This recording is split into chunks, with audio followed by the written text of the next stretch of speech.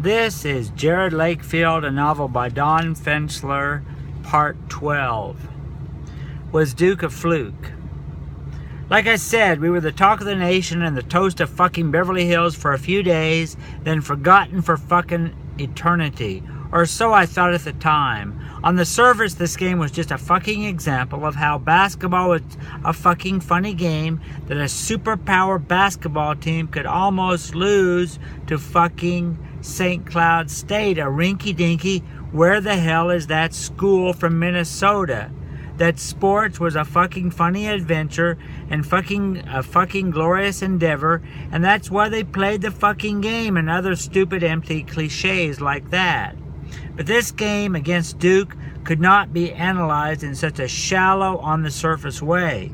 It could not be explained away by any goddamn cliche you hear on Sports Center. This fucking game was, God bless, a spiritual experience for me and anyone else who was fucking paying attention, both in the wholly superhuman way Jerod Lakefield played and in his melancholy after the game. He should have felt fucking triumphant, but acted like his grandmother and pet tortoise died on the same day. I was a very confused man, very fucking confused. Or was it a fluke? The fucking word on the street, and which was gradually gaining momentum, besides the man on the street who had never known about the Duke game or didn't give a fuck about the Duke game anymore, was that the game was a fluke. This Jerod Lakefield fellow had merely gotten hot, very fucking hot. He was good, but it was a fluke. A St. Cloud player scoring 41 against Duke, it was fucking nuts. But we coaches knew it was no total fluke. We coaches at St. Cloud were deeply fucking troubled. It was clear to the other coaches and I that we had to completely rethink the goddamn game of basketball. Nothing we thought about the game made any sense anymore, now that we had this fellow Jerod Lakefield on the team.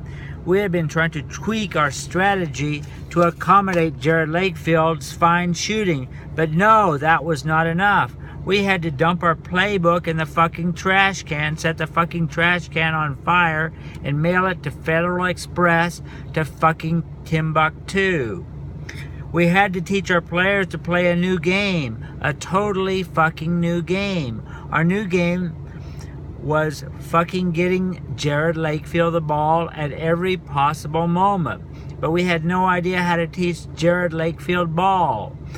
But that would be taken care of for us in ways we could not imagine at this time in our puny, dainty, fucking teeny-weeny brains made of sawdust and moldy bean sprouts. Next game. Our next game was against a team in our league, Williamsburg A&M. They were good for a Division II team. In practice, we tried to tweak our game, something we knew we could not do. With Jerod Lakefield on your team, you do not fucking tweak. You do not fucking tweak. We ran half our plays for Jerod Lakefield, squinting to get him the ball, then screening to get Jerod on an open shot. But we had our regular plays too. We ran Jerod Lakefield plays and non-Jerod Lakefield plays about 50-50. In other words, we were stupid. Very fucking stupid. Jerod was looking at us. He was frustrated, but he didn't show it that much. He didn't say anything. This was his way, but you felt he was frustrated. You knew he was. He knew our players had egos. They wanted to score. They wanted plays to be run for them too. It could not be Jerod Lakefield ball. It had to be everybody ball. Not yet, it couldn't be Jerod Lakefield ball. Remember, he was a freshman and the fucking 13th man, which I realize is fucking hard to fathom now. Jerod Lakefield troubled us. He cost us our fucking precious sleep. He caused us to mumble to ourselves and to have stupid conversation with our wives and to drool on ourselves in elevators. We were lucky to have him. He made us a winner, but he troubled us. Not just his basketball, maybe the least of all his fucking basketball. But in the back of our minds, we coaches all knew we had to rethink the game of basketball as long as we had Jerod Lakefield. And we vaguely knew we had to rethink our lives. How long would we have Jerod Lakefield? God might take him away someday. That thought cost me several nights' sleep. I just had this fucking horrible feeling that Jerod would leave us someday. Williamsburg A&M game. The game against Williamsburg started. We had our fucking so-called routing triple option, which were non-Jerod Lakefield plays, and then we had our Jerod Lakefield plays, our J West plays, where we pass to Jerod Lakefield on the right side of the court, and we have our J East plays where we pass Jerod Lakefield on the left side of the court. Our brilliance in coming up with these plays and naming them so fucking charmingly amazed even ourselves. Seriously, after the Duke game, we coaches came up with the fucking brilliant idea for our guys to play supporting roles and not main roles, and to let Jerod Lakefield plays happen, starring Mr. Jerod Lakefield himself in the flesh. Our guys were basically to fucking screen, and so nothing else until Jerod was open to get the ball and get a shot. The point guard and shooting forward were just to fucking screen for Jerod. We basically told them if they took a shot, we would pull out a crossbow from behind the coach's chair and shoot them through their fucking dainty fucking little hearts. Jerod started off slow as usual. Jerod just sizing up the court and opponent and the flow of things. We actually fell behind 17-13. Jerod having no points at all, not even taking a shot. He was just playing his fucking Sleeping Beauty game next to the scorer's table. Then finally J West was called. Jerod Lakefield was suddenly like the fucking sun exploding. He streaked to the right so fast it took my breath away. It was not of this fucking earth, the speed he moved. A screen was not necessary. Our players got the ball to him 25 feet from the basket on the right, and he shot it. I can't get over how fast he could move. He ran low to the ground like a fucking Black Panther, except he was bright as the sun, if that makes any fucking sense at all.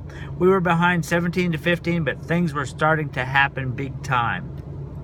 Jerod went into the frenzy. He attacked his player like a fucking Black Panther and rabid Wolverine in combination, because I can't think of any other fucking good prepositions or whatever the fuck Black Panther is. He was so fucking low with the eyes of a shark, dead calm, almost loving. He swooped under the Williamsburg player who had never seen the likes of Jerod Lakefield in his life, and that Jerod Lakefield took the ball for him quick as you fucking please and streaked to the basket, pulling up just outside the three-point line and shooting again, even though he could have taken it all the way in for a layup. Swish! This was becoming the fucking Jerod Lakefield fucking trademark to shun the layup for the heart-stopping three-pointers. It was fucking beautiful. It took your breath away. The Williamsburg player had that look in his eyes like, what the fucking hell is this? Who is this Superman, Spider-Man, boogeyman bastard from teeny-weeny, limp-weeny St. Cloud State? What has just happened? We had no answer for him.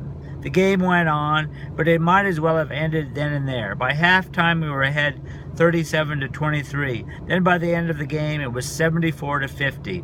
Jerod had 38 points and 10 for 14, including some threes from the field and 9 for 9 from the free throw line. Having Jerod Lakefield on our team made you feel fucking invincible, like you were going to live fucking for eternity and then to the year 2053 and beyond.